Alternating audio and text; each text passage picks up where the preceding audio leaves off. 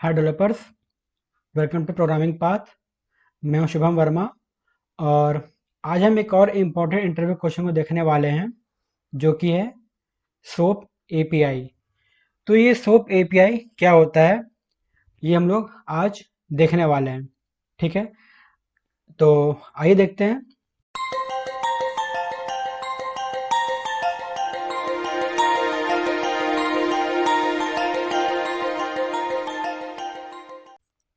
ये जो soap API होती है, इसको हम लोग बोलते हैं सिंपल ऑब्जेक्ट एक्सेस प्रोटोकॉल। ठीक है, अब जैसे नाम से ही लग रहा है, यह एक प्रोटोकॉल है। अब प्रोटोकॉल मतलब क्या है कि इसके अपने कुछ सेट ऑफ रूल्स होते हैं। ठीक है, सेट ऑफ इंस्ट्रक्शन होते हैं, इसके अपने कुछ स्टैंडर्ड होते हैं।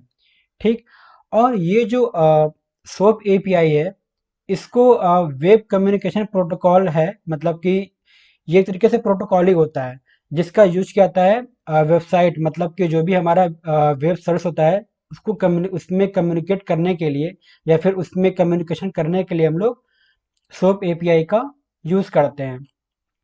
और ये जो सोप एपीआई है उसको माइक्रोसॉफ्ट के द्वारा बनाया गया था 1998 में। ठीक है, और जो सोप एपीआई है, जो इसके मेंबर एडिटर है, मतलब जिन्होंने इसको बनाया था, मतलब वर्ल्ड वाइड वेब कंसोर्टियम, जो कि हम लोग जिसको हम जानते हैं WWWC। ठीक है, या फिर W3C, शॉर्ट में हम इसको बोलते हैं W3C। ठीक है, वर्ल्ड वाइड वेब कंसोर्टियम। तो जो भी इसके मेंबर एडिटर्स हैं जो इसको मैनेज करते हैं, ठीक है, उन्होंने इसको इसके लिए कुछ स्टैंडर्ड सेट कर दिए थे कि ये जो भी आप लोग सोप बनाएंगे या फिर जो भी आप लोग सोप को यूज करेंगे, तो आपको कुछ सेट ऑफ रूल्स को फॉलो करने होंगे। उसी रूल को फॉलो करके ही आप सोप एपीआई बना सकते हैं। ठीक है, और जो हमारा सोप एपीआई है, जैसा हम लोग जानते हैं कि रेस्ट एपीआई में हम लोग एक्सएमएल के अलावा जेसन, एचटीएमएल, प्लेन टेक्स्ट या फिर इमेज, इस टाइप के हम लोग डेटा का यूज करते हैं। ठीक है, कम्युनिकेट करने के लिए। लेकिन सोप एपीआई में हम लोग केवल और केवल एक्सएमएल का ही यूज करते हैं। ठीक है, सोप में केवल केवल एक्सएमएल का यूज करते हैं रिक्वेस्ट रिक्वेस्ट और रिस्पॉन्स में कम्युनिकेशन करने के लिए। मतलब जो भी हम लोग रिक्वेस्ट करते हैं या फिर जो भी हमें वहां से रिस्पॉन्स मिलता है, वो सभी हमें किसमें मिलता है? एक्सएमएल में। ठीक है, अब अच्छा, वीडियो में आगे बढ़ने से पहले अगर आपने हमारे वेबसाइट पे विजिट नहीं किया है तो जरूर विजिट कर लें। जो हमारा यहाँ पे प्रैक्टिस सेक्शन है, आप इसको जरूर विजिट कीजिए, जहाँ पे आपको कुछ एमसीक्यू टाइप के क्वेश्चन देखने को मिलेंगे, जिससे जो आपकी प्रैक्टिस होगी वो काफ़ी अच्छे तरीके से हो जाएगी। और जो हमारा प्रीमियम सेक्शन है, आप इसको भी जरूर विजिट कीजिए, जहाँ पे हमने कुछ प्रोग्राम को लॉन्च किया है, जहाँ पे हमने केवल इंपॉर्टेंट इंटरव्यू क्वेश्चंस को ही कवर किया है। ठीक, और हमने एक जावास्क्रिप्ट का ईबुक भी लॉन्च किया है। तो वो जो ईबुक है काफ़ी कम प्राइस पे हमने लॉन्च किया है। तो उसमें हमने केवल इंपॉर्टेंट इंटरव्यू क्वेश्चन को कवर किया जो कि काफ़ी ज़्यादा पूछे जाते हैं। ठीक है, तो आप उसको भी जरूर देखें, काफ़ी कम प्राइस पे हमने इसको लॉन्च किया है। ठीक है, तो आगे बढ़ते हैं। अब ये जो आर्किटेक्चर है, मतलब ये जो हमारा सोप एपीआई है, ठीक है, ये सोप एपीआई चाहे हमारा पब्लिक हो चाहे हमारा प्राइवेट एपीआई हो, कोई भी इस इंटरफेस को यूज कर सकता है। मतलब सोप को कोई भी यूज कर सकता है, सोप को कोई भी यूज कर सकता है। लेकिन अब सोप एपीआई जो होती है, जैसे हम लोग जानते हैं कि ये काफ़ी इसमें जो सेट ऑफ रूल्स होते हैं ना, ये काफ़ी इसके रिस्ट्रिक्ट होते हैं। मतलब इनको फॉलो करना इतना आसान नहीं होता है। इसलिए जो जो भी मोस्टली जो हमारे एपीआई बनते हैं वो सोप में नहीं बनते हैं, वो किस में बनते हैं? रेस्ट में बनते हैं। तो सोप को जो बड़े बड़े इंटरप्राइज होते हैं या फिर जो बड़े बड़े ऑर्गेनाइजेशन होते हैं, बस वही इसको बनाते हैं, क्योंकि इसको बनाने में काफ़ी ज़्यादा आप कह सकते हो कि हमें रूल को फॉलो करने होते हैं।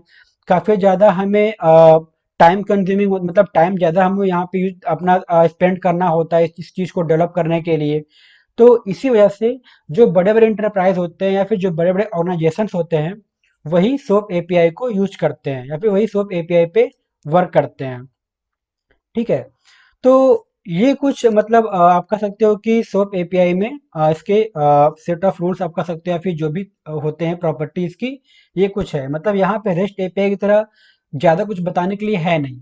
ठीक है, मतलब सोप एपीआई में काफ़ी इतना कुछ। हाँ, अगर आपको ये जानना है कि रेस्ट और सोप में क्या डिफरेंस है, तो उस पे एक हमारी अलग वीडियो है, वो आप उसको देख सकते हैं। लेकिन अगर हम पर्टिकुलर बात करें सोप एपीआई की, तो यहाँ पे ऐसा कुछ ज़्यादा हाई फाई चीज़ें नहीं है जो कि हम लोग यहाँ पे डिफाइन कर सके। तो यही कुछ छोटी मोटी चीज़ें हैं जो कि हमने अब यहाँ पे देख लिया।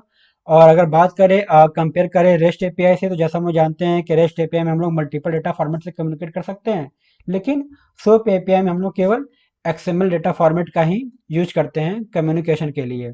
ठीक है।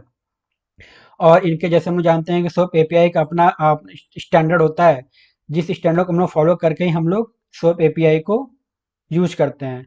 और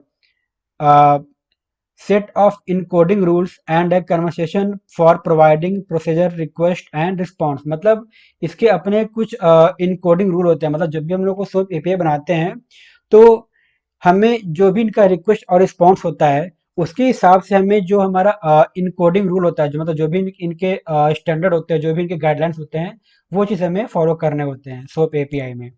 ठीक है। तो उम्मीद है आपको समझ में आ गया होगा सोप एपीआई के बारे में। तो अगर आपको वीडियो अच्छा लगे तो प्लीज़ लाइक, शेयर और सब्सक्राइब जरूर करें।